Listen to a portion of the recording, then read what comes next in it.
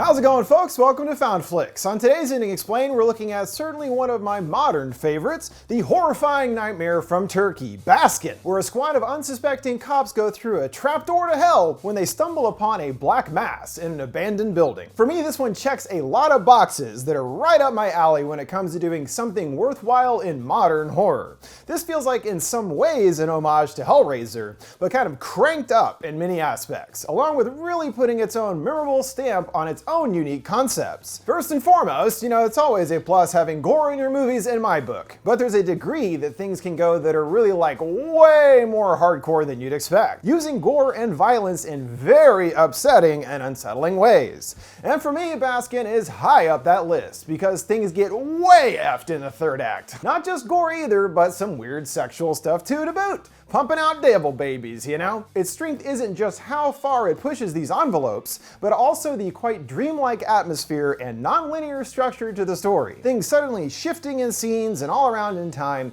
that constantly catches you off guard and keeps you on your toes. It does become confusing and difficult to track just what is real or a dream, or perhaps it's all a dream in a way, as even the end leaves us with a kind of off-put and inconclusive feeling. So I totally get why people would want me to cover this one. There are also some important ties to Turkish folklore that help us to appreciate the deeper meaning behind the story and what happens. So there's quite a bit to dig into. Let's take a trip into hell with Baskin, breaking down the story and its many twists and reality jumps, along with explaining the meaning of the baffling ending and what it reveals about Arda's grander purpose. Panning around the belongings of a young boy's room, he wakes up, eyelids fluttering. He hears groaning outside, what sounds like his parents having sex, and plants his ear on the door for a better listen, and yeah, they're definitely getting down in there. He almost goes for the handle, but stops himself and tiptoes into the living room. There's static on an old TV that he turns off, spotting someone lurking nearby in the shadows. A sudden red light washes over his face, and the cloaked figure steps towards him, its gnarled arm reaching out. He frantically runs to his parents' door, furiously banging on it and shouting for his mom. The opening scene, as we come to understand, is actually a nightmare of this young lad. And this kind of blending of reality and dreams is something that will become increasingly important as the story unfolds. We move on to a foggy rural restaurant, a police van parked out front. We pass through the back into the interior, honing in on a photo of our main group of police pals, arm in arm and smiling. A dark-coated figure emerges carrying a bucket, some gore hanging off the side, and stops right out of sight by the door, overhearing the cops bullshitting about gambling on soccer matches. The waiter takes their plates to the back and starts washing up, hearing a knock at the back door. He casually opens it and takes the bucket, laying down the mystery meat and slices it up, gross squelching heard with each labored cut. I don't know, I got a feeling that's probably some people meat for some reason. The group asks the trouble-looking Safi if he's in on their sports bet, but he stays quiet, complaining of suffering from a headache. He blames the others for it with their constant babbling, and they don't bat an eye, going on that he probably fucked a chicken once, the boss begging to keep it under control around the new guy Arda. They don't, informing him that 70% of Turkish men lose their virginity to animals. Wow, pretty desperate times out there in Turkey, eh? The loudmouth Yavuz accuses the rookie of being a city boy, and spins a tale of just how experienced he is with brothels and all that good stuff. He recalls one particular experience where he picked up a gorgeous prostitute, only to learn to his shock in the heat of the moment that they had a meat and veg. But he didn't let that stop him and went for it anyway. Arda brings up what his Christian teacher said about going in the back door. Why go in the shithole when a rose garden is right there? Wise words, teach. Wise words indeed. The waiter guy enters and joins in on everyone's laughter, things turning a bit awkward. They ask what he's laughing at. Oh, just, you guys were laughing, and details the story. Yavuz thinking that he's accusing him of being homosexual, and someone, I guess his dad, steps in asking them to take it easy. Safi is not looking good and rushes out with his hand over his mouth, blowing chunks in the bathroom sink. They decide that it's time to leave, and the kid mutters, if only they weren't cops, pissing off Yavuz again. Things get heated, and the boss steps in, taking Yavuz's gun away and encourages him to do whatever he wants to. A bit taken aback, he reiterates, hit him already, show me your moves. He tells him, well, my boss wants me to hit you, and headbutts him, the two tussling on the floor. He gets the upper hand, punching him mercilessly on the ground. The takeaway of this whole sequence to me is that while obviously a tight-knit group of friends, they're not exactly angels, betting, sleeping with prostitutes, even the boss allowing Yavuz to beat the shit out of some kid just for kicks. Not really a good look, I gotta say. They're all sinners in a way. In the bathroom, bathroom, Seifi is confused by a frog there and goes to flick it away. He straightens himself out, looking at his reflection, seeing the same person there behind him. He gets wide-eyed and screams insanely, drawing the others' attention. They ask Seifi if he's okay, grumbling he's fine and can even drive. Boss Ramsey suggests that he get some rest, which offends him. He's been driving since he was 4 years old. The restaurant sign erratically blinks as they vanish into the darkness. When we return inside, seeing it's quite a mess. But what is much odder is that it appears completely empty, as though the kid and father just poof, went up and vanished into thin air. They're still worried about Seifi, him wiping sweat from his brow. He puts some hot beats on the radio, and everyone really gets into it, singing and dancing along together, really establishing their warm camaraderie. I mean, they probably hang out all the time, and I'm gonna imagine there's not like too much crime going out here in the middle of nowhere. Or perhaps I spoke too soon. A call coming in on the radio asking for backup at a nearby neighborhood. Apo chirping back that they're on the way. Seifi is familiar with the particular neighborhood and positive that he knows the way. Apo thinks he's heard of it too, both having heard tale of there when they were kids. Nasty stories, it turns out. Apo knowing that it's famous for having many shrines there. They're confused why there would be so many nasty stories with a bunch of shrines around, but regardless, Seifi knows for certain that it's a bad place. Still driving down a small road later, it appears they're lost. Seifi baffled as they've been on the road for 10 minutes already, but he isn't familiar with it. And the radio ain't working either, but Apo notices he can receive signal, but gets nothing back. Seifi is shocked by someone crossing the road and slams on the brakes, telling the others he saw a stark naked man run by, but no one else saw him. They shout out to the bushes, threatening, "You bust our balls, we'll rip yours off." Arda eyes something strange on the side of the van, a series of fresh scratches, everyone becoming a little on edge. They all come to another strange sight, a pile of frogs in the middle of the road, chuckling, "Oh, it must have been the frogs that he saw. What do they all do, just jump together to hit the van or what?" Either way, they figure it's best to get the hell out of here. A doubtful Yavis asks if he really saw a guy. Seifi leaning back, guessing it was just a frog or whatever after all. And when turning back this time, there is definitely a man there, crashing right into him,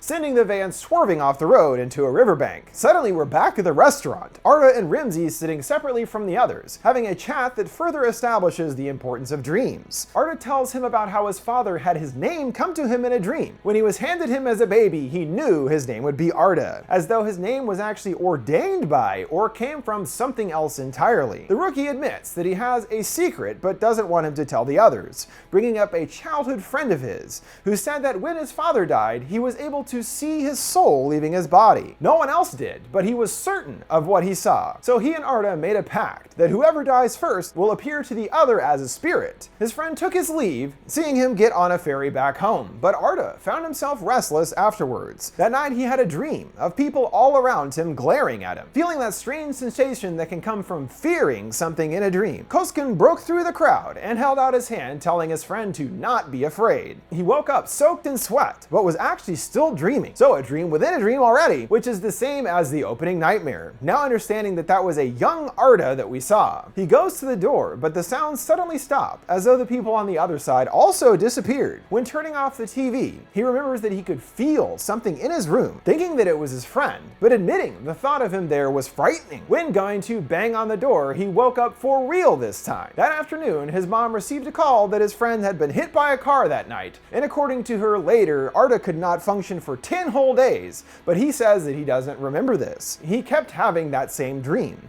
including this morning as well, and thinks that it feels as though he could actually still be dreaming. Could be. Ramsey has something to say too, that he's been wanting to tell him since he was put in his care. If only things could stay that way, he says cryptically. He asks Arda if he sees anyone else in the room. The guys, of course, he responds, but when looking back, they're all gone. He clarifies to look around again, but not physically, asking what else he feels. The lights go dark, and he looks over his shoulder, seeing someone there. "Who's that?" he gasps. Ramsey telling him this is the first time anyone else but him has seen these things. This seems to indicate that these are dream-based demons or something of that ilk. He looks up to the ceiling, and it starts to rain down blood. It starts pooling out of his hands, growing onto a full-on fountain, splashing all over the table. The gnarled hand returns, reaching for him as the ceiling comes entirely loose. He backs up and falls into a body of water. A giant pair of hands reach in. He then finds himself, seemingly awake, back at the riverbank right after the accident where we left off. They then encounter a group of frog hunters, including one guy laughing at them for falling in the river. Yavuz loses it as usual. Apo is confused by what what they ran over. They heard noises and everything, but there is no sign of a body. Apo bemoans their situation. No radio, no phone, and a fucked van. Rimsey asks the locals where they are, and it turns out they wound up exactly where they were trying to go. How about that, huh? They're told Insiagak is just beyond the grove, 200 meters away. Not quite trusting him, they demand that he takes them there. A lady pipes up, maybe they should sit and rest, for their own good. But, well, if you got work to do, then go do it. Apo is like, what the hell is wrong with you people? Getting the gang together and they head off. They come to a mossy, abandoned building, seeing there's an empty cop car already on the scene, assumedly who called in on the radio. As for the building, their guide informs them that back in the Ottoman days, it was a police station, but now no one comes here anymore. Apo asks Safi how he heard about the place, reiterating that he heard about it as a kid. Everyone wants to check in on their guy, leaving Rimsey and Arda alone. He stops him, putting a hand on his shoulder, assuring him, don't worry, I have the key to all of this. The key, huh? Getting all cryptic again, bruh. They cautiously approach the front, and the place has definitely seen better days. Also seeing a peculiar kind of hair-like growth everywhere. Ever nervous, energied, Safi futilely tries the other car's radio, and can't find the keys, flipping out. The boss grunts for him to calm down, asking how their national anthem begins. He nervously sings, "Fear Not," interrupting, well, there you go, dude, get it together. The local guy bolts, cursing to fuck the police as he flees. Fair enough. The time has come to make their entrance. Squeaking through the front doors, they immediately are overwhelmed by a foul stench, but don't see much around, looking untouched for many years. Although as they continue deeper, they find a hanging hair thing that appears more designed, perhaps like a talisman of some sort. One's foot squishes into the earth, seeing some blood there as well. They then find a collection of eggs covered in ornate and intricate writings. They pour one out, full of blood. Rimsey follows a rhythmic pounding sound, coming to the other officer facing away, banging his head on the wall. He calls out asking who he is, seeing he really messed his forehead up, him just kind of groaning back. He orders Yavuz to check his ID, but they find nothing on him. He gets in his face, you called for backup, what is going on here? He just stares down, tears welling in his eyes. They get Safi to escort him back to the car. Everyone like, fuck me dude, what happened to him? But they keep pressing on regardless. Peering over the railing, there's quite a few floors down, almost as though they are descending further down into hell itself in a sense. Yavuz stops, groaning, it's pitch black. He's not going any further. Rimsey tells Apo to come along and he can stay back here with Arda, but he wants to join them too, seeing only their flashlight beams in the darkness as they go further down. Yavuz, now all alone, is even more spooked and is forced to follow after despite his fears. Safi is still attempting communication with a guy, but he is unresponsive. They're suddenly stopped by a frog in their path that hops away, just like in the bathroom, and come to a frightening sight. What looks like a chained up woman, another jamming their head into a plate, eating, and gore everywhere. He trains his light around, seeing more chained and bagged up people all over the place. He's overwhelmed, dropping his gun, and they attack him, screaming in terror as he's taken away. Oh boy, things went from 0 to 100 real quick around here. The others come to another room, seeing a setup of candles on a box, along with a book laid out in the middle, finding more eggs and masks and all kinds of weird shit. Arda finding almost scientific looking diagrams of strange and disturbing physical formations, and another from what it appears to be humping the other. I mean, that's a big giant demon dick, right? There's more saran wrap bodies with buckets underneath to catch the blood. Then seeing a long-haired person busy chopping someone up, another nearby busy with their own body. Apo slowly gets closer, surprised by another person appearing behind him with a sledgehammer and bashes him right on top of the dome. Yavuz screams and runs. The apparently blind women take notice, yowling ferally, wielding massive butcher knives. It's instant chaos, Arda firing randomly, screaming for Rimsey to run, a horde of the creatures running on all fours in hot pursuit after them. They catch up to Yavuz, dragging him away, and around a corner he loses Rimsey. Arda puts his hand on the wall and is strangely teleported back to his childhood home, and it's becoming more and more apparent that this is really his story and perspective we are following,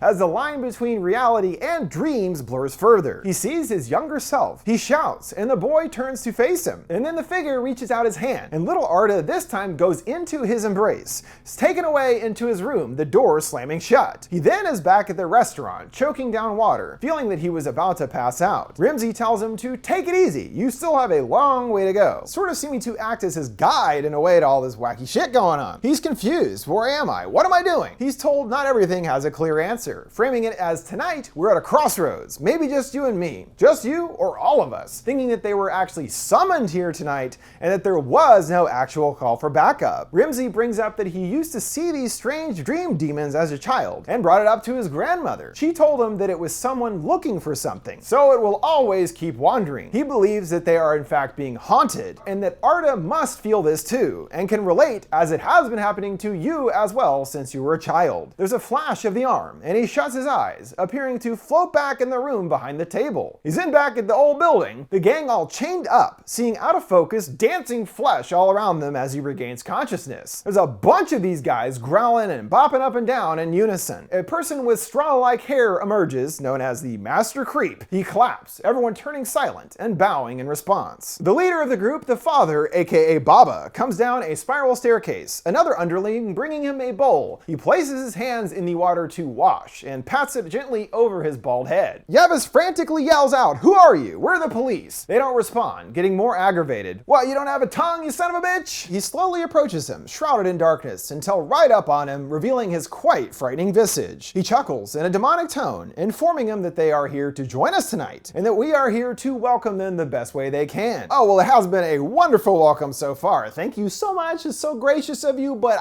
whatever it is, I don't think I want it though. Can I just get the heck out of here, please?" As the father goes on, he seems to illuminate why it is that reality and dreams and everything have been so fluid tonight, saying that on a night like tonight, the doors are open and all the realms are united. We are all in this chamber together. One of these realms appears to be hell itself, saying that hell isn't a place that you go, but is a place that you carry with you at all times. He humbly states that they are only their companions on the road that fate has chosen for them. And tonight, if fate put you first among the creatures, we are going to the herd. What the takeaway seems to be here is that, as Rimsey posted to Arda earlier, they were actually summoned to this place, and essentially they are being punished for their respective sins. And we do recall back in the opening at the restaurant that pretty much everybody did something that could be considered a sin, yet importantly not Arda. The father approaches Apo, who starts opening his eyes, giving him the once over. And here's where things start getting a bit more grisly, so close your eyes, peeky boo. The other followers all start moaning. He digs his claw-like nails into his gut, savoring the blood, licking it from his fingers. He slices deeper in a line, spilling his intestines, and just for funsies, I'd imagine, starts pulling them out until they splatter on the floor. Apo sputtering his last breath. Yavu's crying, "What have you done?" Baba assures him, "You did as you sleep, and resurrect as you wake up, so fear not. Yeah, we just gutted your friend, get over it, dude. He'll come back as he slept anyway." Rather than it appearing that a gruesome death is their only option, the father appears to be potentially listing Yavis to his horde of followers. He pulls out a stool, getting right in his face and asking his name. He shouts back, "We are the law!" The father smiling back, "You think your law is here?" Again asking him his name. He screams, "Yavis, damn it!" He offers that he looks like a tough young man. Tough, but scared, he monotones. The human soul is corrupt and only worships power, continuously looking for new things to worship, because it has boundaries drawn by its masters. Perhaps he's even referring to the boundaries of our reality itself, as the father offers an alternative solution. Stop worshiping the power and become one with the cosmos. He asks if he's ready to give his worldly eyes and open them to what's beyond. Do I really have a choice here? Baba puts his head down chanting, the Master Creep handing him a rudimentary knife. He places the knife on his forehead, again asking to open his mind. "Don't do it," he begs, keeping his eyelids shut tight. He puts the knife right at his eye. "Yavis," he whispers, and he instinctively opens them, and he jams the knife in, really digging it in there, tearing his eyeballs to shreds as everybody helplessly watches. He goes ahead and licks the blood tooth for good measure, and asks to open the eyes of his heart, French kissing his eye sockets. The creep giving him his very own blindfold. "Great, you're a part of the gang now too. Pretty easy initiation, right? Good team we got here." Of course, joining such an elite group isn't as simple as getting your eyes gouged out. You gotta put in the work. The father ominously stating, "Let's begin." The creep opens the door to a back room and reemerges with a woman in a skull mask on all fours and chained up. They drag a sobbing and broken Yavis to her. The father ordering, "Show us, you're the right passenger." The creep literally does the work for him, lifelessly humping the woman as duty requires, chanting to open your mind. He uncomfortably finishes it up and falls to his knees in anguish. Baba grabs him by the sides of his head and is disappointed. He's still not opening his heart. You gotta be wide open or it's not good. He freaks out, spasming, and falls to the ground suddenly motionless, a spider crawling out of his mouth. Well, looks like you couldn't hang with the cool cats after all, Yavis. He failed his test of faith in embracing the beyond, even though it's way fucked up and weird. Too bad, I guess. You're dead. Also, the appropriate punishment because of his weird prostitute story he told earlier, I guess. That's why this happened to him. He goes to Arda, croaking the honor might be his. Rimsey growls to come to him. He's just a kid. kid!" And the father fetches his stool, smushing their faces together. He starts chanting, reaching out for his eyeball scooper. Oh boy, here we go again. He places a dot of blood on Arda's third eye, but his attention is turned back to Remzi, thinking he thought it was him initially, but in fact both are passengers here. As we earlier remember in the dream between them, Remzi mentions he's been seeing these demons throughout his own life, kind of like peeking into this different hell reality that actually exists all around us. Arda has had the same thing going on with him, while assumedly most people would never actually see these things. In fact, in particular with our little demon dude here, Baba, is known in Turkish folklore for being a dream demon with a focus on snatching little kids, just as we saw in Arda's childhood nightmare. And perhaps even his old pal that suddenly died was taken by the same entity. It all seems that in connection to that childhood nightmare, Baba has had an eye and a sense on Arda, knowing that Remzi could help him, and thanks to him, he's ready to understand. He takes the knife and brutally slit Remzi's throat, rubbing the blood on his head, bathing in it in a way. With only Arda left, the father takes his head in his hands. "We see the road and goal," he says. Outside, the creep is with the chained up woman, the lady plopping out a little bundle of joy. Jackpot! And that was quite quick too, pretty efficient when it comes to making these hell babies, I suppose. Arda opens his eyes, now at the restaurant, and he peers over, seeing Remzi bleeding out. He rushes to his side, and Remzi reminds him of what they discussed in their earlier dream conversation with his childhood pal,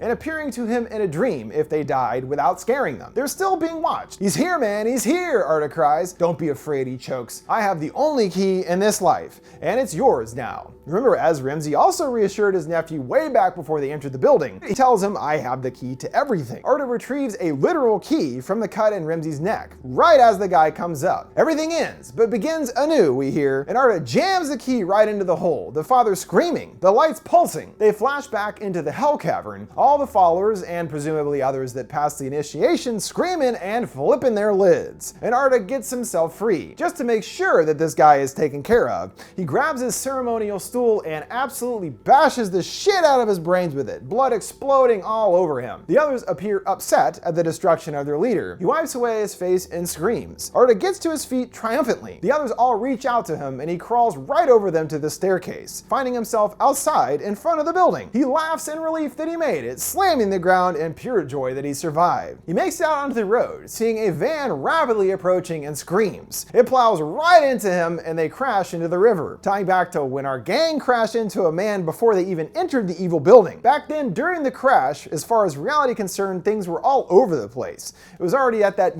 dream within a dream, like Inception thing going on. And the last shot further establishes this. As we see the van starting to fill up with water, this time it is completely empty. Everyone has vanished. In contrast to earlier where Arda was saved from the river by the others. This all seems because, as the father said, on this particular night, all realities have converged on themselves. Hell is within us and all around us in a sense like a reality, and dreams appear to be another kind of reality as well. In retrospect, we really can't trust anything we see as being purely unaltered reality. What it really feels like our story is about at its backbone is Arda's POV on everything, as we are essentially along for what he is going through and piecing things together. It's as though he's kind of the savior of this whole setup, destined to save the day and destroy this evil, while the others are punished for their sins. This seems to have all been building since he first met the demon back in his childhood nightmares, and his dead friend and all that. As we know, Taram Baba is a nightmare demon which captures children. It also really, to me, feels like Baba is the one who summoned them and the others there, knowing that the reality-bending evening was at hand, and even from the beginning, he was there in some way. So for both of them, this has been building since his encounter with the dream demons as a child. In the end, he is triumphant, at least in a sense,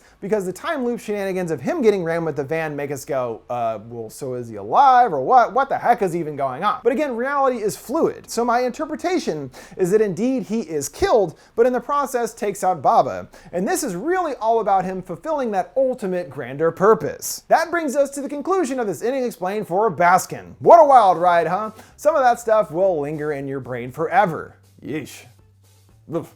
If you did dig this one, make sure to check out the writer-director's follow-up Housewife. It's quite a bit different than Baskin and delves way more into the psychosexual side of things, but it is another memorable and bonkers experience. And don't forget, before we go, you can send me requests for any movies or TV shows you'd like to see me explain by sending them my way on any of my social media accounts at FoundFlix. What did you guys think of Baskin and its ending? What is your interpretation of what happened? Let me know your thoughts down in the comments below. Make sure to like, subscribe, and follow. Thanks for watching FoundFlix. See you next time.